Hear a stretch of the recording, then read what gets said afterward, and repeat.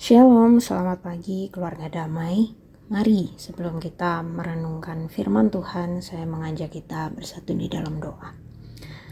Bapa, kami bersyukur untuk anugerah-Mu yang baru hari lepas hari. Dan kiranya sebentar ketika kami merenungkan firman-Mu, firman-Mu ini boleh menguatkan kami, meneguhkan kami, dan mengingatkan setiap kami. Dan kiranya Roh Kudus yang bekerja di dalam hati kami masing-masing, hanya di dalam nama Kristus Yesus kami berdoa. Amin.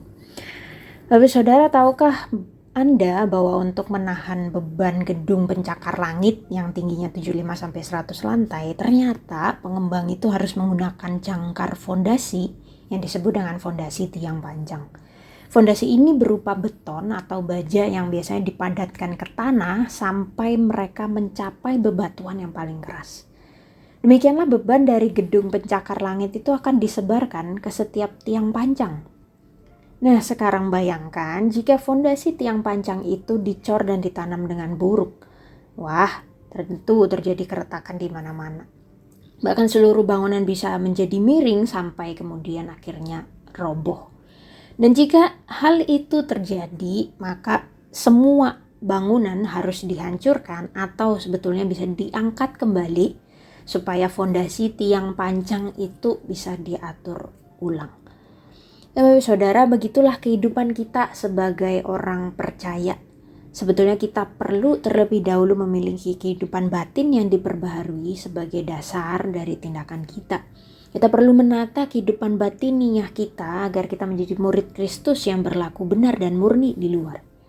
Dan perlu diingat bahwa kehidupan batin itu tentu saja bukan bicara hanya soal waktu teduh atau saat teduh setiap hari.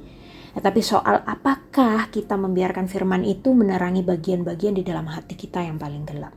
Mungkin itu luka hati kita, mungkin itu kehausan kita akan pujian dan kuasa, mungkin itu ketakutan kita akan penolakan, bahkan ketidaknyamanan kita atas kritik.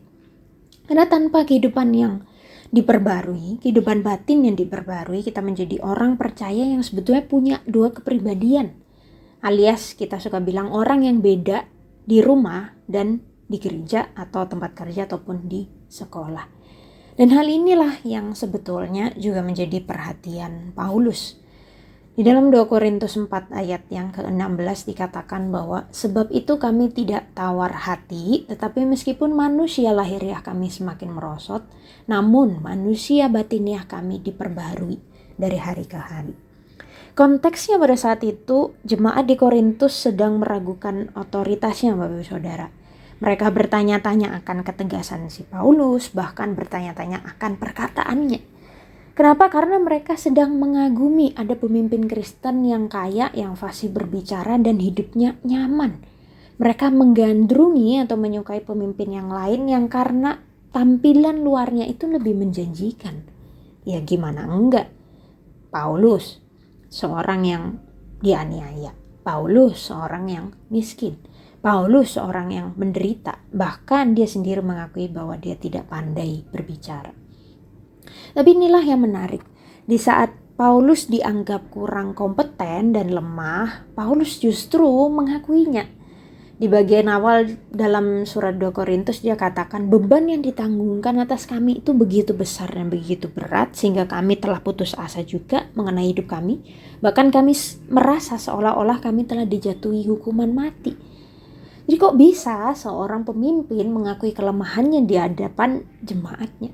Itu kan ibarat kata Bapak Presiden Jokowi nih bikin press conference untuk mengaku dia kesulitan ngurusin Indonesia. Nah ya, kita sebagai masyarakat jelas akan berpikir ini tuh gak etis dan memalukan. Tapi itulah yang Paulus lakukan. Dia mengakui bahwa dia seorang yang lemah bukan supaya mendapatkan simpati atau dikasihanin, tetapi Paulus mengakuinya supaya dia bisa mengekspos atau menunjukkan kemuliaan Kristus.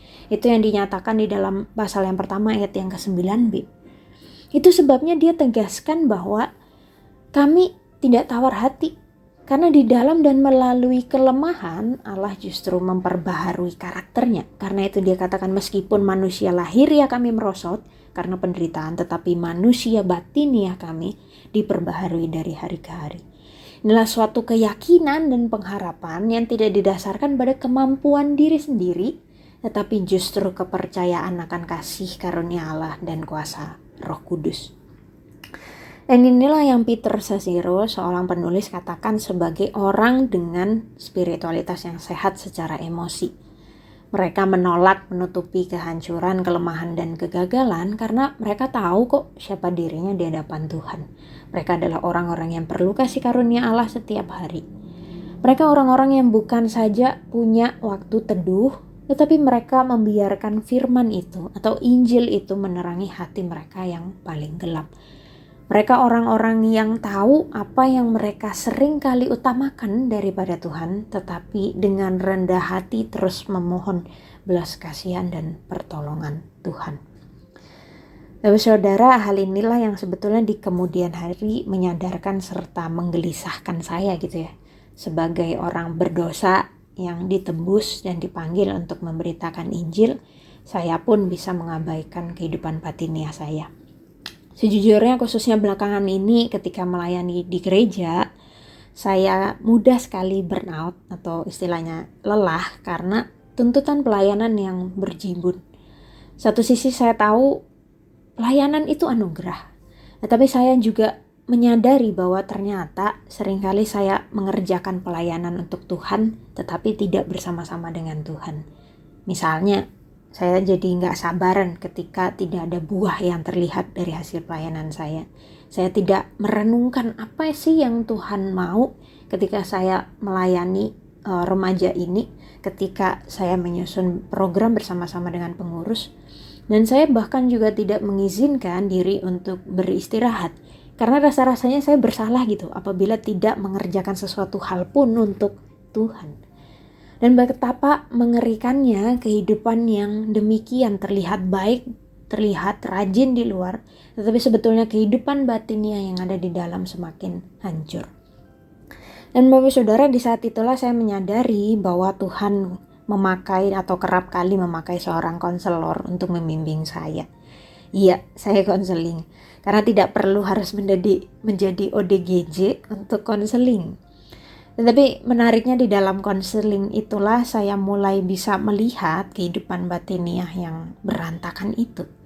Dan kalau ditanya kenapa konseling, karena saya sadar bahwa setiap orang punya blind spotnya masing-masing. Setiap orang butuh orang lain untuk melihat apa yang ada di dalam hatinya.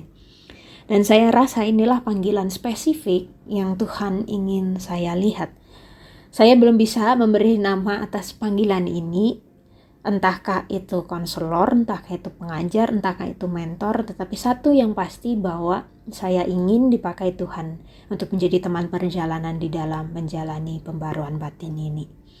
Yang kiranya setiap kita yang mendengar boleh dikuatkan, diingatkan, dan kiranya anugerah yang melimpah itu daripada Kristus Yesus senantiasa juga memperbaharui batin kita hari lepas hari.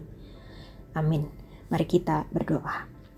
Bapa, kami bersyukur untuk firman yang boleh kami dengar ini. Ajarlah kami untuk melihat juga apa yang ada di dalam hati kami. Ajarlah kami bukan hanya mementingkan apa yang terlihat di luar, tetapi juga kembali mengingat apa yang ada di dalam hati kami. Dan biar setiap kami yang mendengar firman-Mu juga boleh melakukan di dalam kehidupan sehari-hari. Hanya di dalam nama Kristus Yesus kami berdoa. Amin. Tuhan Yesus memberkati kita semua.